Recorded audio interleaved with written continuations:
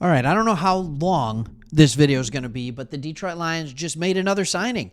And I think it can't be overlooked that this is actually a pretty decent one. Like, I know people are kind of all over the place on this guy. I personally like him. I think there's a lot of things that he can offer and a lot of roles that he can fill. And I think another year in this system after we got him late last year would really, really help him. But before I get into who we signed, if you have yet to subscribe, we're always pushing for more subs. We'd love to get to 20,000. You can help us by just hitting that subscribe button. Hey, we just love football. We've been doing this for going on 3 years now. We're at about 2.5 years on this channel.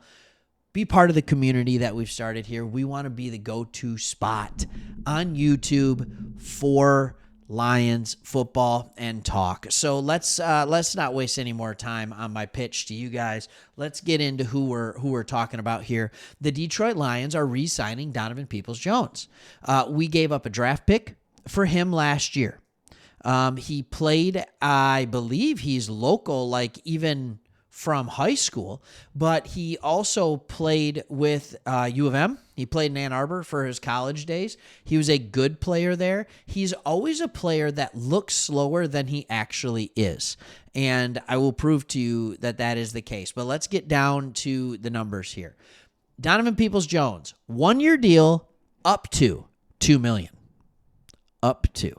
It makes you wonder if this is almost like a league minimum, like a 1.2 million league vet minimum type deal. And then that's what we do. So as it said just months ago, the Lions traded for the former Wolverine at the trade deadline. We sent a 6th-round pick. So if we don't actually end up keeping him, it's almost like you lose one. All he did was catch 5 passes for 48 yards. But he caught a couple of big passes in critical moments, and he was able to step up. One thing I remember saying was that he's a reliable punt returner, not an electric punt returner. He's got a couple punt return touchdowns, I believe, in the NFL. He's not electric, but he is reliable. That's important. Just catching the punt. It's important. All right, so he's a capable returner, and he did make big-time catches, so that showed that Goff had enough trust in him to go there, something that Josh Reynolds didn't. So if there's a story behind the story, the question has to be, did the Lions choose Donovan Peoples-Jones over Josh Reynolds at a cheaper price? Josh Reynolds is going to cost you more. He's going to cost you $4, $5, $6, $7 million. I don't know. Nobody's signed him yet. It's really weird. We might be able to get him at a cheaper deal. So did they choose Peoples-Jones over him, or are they planning on doing something different entirely? Why haven't they brought him back? But I just want to give you a quick reminder of who Donovan Peoples-Jones is. All right, he's a guy that is 6'2". He's 204 pounds. He's got that big body, and he isn't one of these guys where you're like, oh, yeah, he's a terrible athlete. No, he's not a terrible athlete.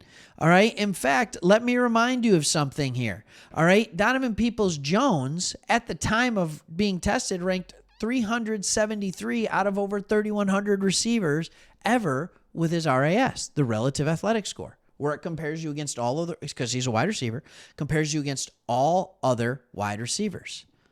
Okay. That have ever tested. He has good height. He has great weight. All right. His 40 is fast enough. It's good, while he has elite vertical and broad jump, 44.5-inch vertical, over an 11-foot, almost a 12-foot broad jump. Are you kidding me with this guy? Now, in and out of routes, what does that look like? It's okay. All right, it's okay. So he is a person who is a good athlete. He's also a person who has absolutely put on a show before. All right, just last year, not the year we just played, but the year before that. So 2022 in Cleveland, he was targeted 95 times. In those 95 targets, he came up with 61 catches that is a completion percentage of 64.2%. All right. For it was 839 yards. Also 3 touchdowns. 13.8 yards per catch. That's when they used him more. His first 2 years when he was more of a deep threat, he averaged 21.7 and 17.6 yards per catch. That is really good. So that got me thinking a little bit more. How good was it? I like to look at passer rating when targeted.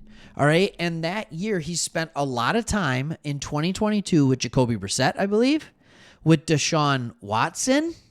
Yeah, the last 6 games were Deshaun Watson's and some other stuff in between. All right. And when quarterbacks threw to him, they had a 94.1 passer rating. So, yes, I'm talking about the good things. Now, let me switch over to these are not so good things. He looks slow on the field. It's hard for him to run really crisp routes. He's one of those guys that I think could get open. I think he can run decent hitch routes. I think he can run good routes over the middle. He has good hands. If you want to send him on a go route, he can high point the ball well, and he's very good at contested catches. The problem is because of his route running, he has to have a lot of contested catches. He really does. He can be a valuable contributor on special teams, but not like a gunner or anything like that. I haven't seen him play that role. So the struggles that he might have are, in routes, out routes. It takes him a little while to get his motor going, so he's not a guy that you're going to throw a lot of bubble screens to or anything like that. He's a big-bodied receiver that's going to come in there, and he's going to block. Like, he's going to block for you. That's what he's going to do. And his run blocking grade actually has been decent through his career. Not for a wide receiver. It's been decent. He's not coming in here to be the number 2 or number 3 receiver. He's coming in here to be a number 5 or number 6 receiver. He's not going to get a ton of work, but he is a guy that can do a lot of different things. And I think in this correct system that likes utilizing routes over the middle of the field, you need big-bodied guys who can make contested catches. He can do that. He can do that. So I think he can absolutely work in the system, and the coaching staff obviously saw enough in him. So that got me thinking. Like, let's get off DPJ here for a second. Let's just ask a question. Who is your favorite, not number 1, wide receiver for the Detroit Lions in their history? And when I say not number 1, I mean no Herman Moore. All right? No Amon-Ra St. Brown. No Calvin Johnson. All right. So, I mean, Golden Tate actually would qualify if you love the Tater. All right. Golden Tate would be one of those guys who qualify. Give me some of those obscure wide receivers, the Jermaine Crowells, right? Brett Perriman would qualify because he was number 2. Johnny Morton. All right, let's keep it real. Let's go 90s. All right, let's have some fun with that. There has been a lot of number 2 wide receivers or number 3 receivers. Who did you like the most? All right. Zahir Hakeem. I forget his name exactly, but remember we got him from the Rams and the greatest show on turf. He's going to be so awesome. He was not. A lot of drops. Who's your favorite random wide receiver? Hit me in the comments. All right. Thanks for watching. See you on the next one.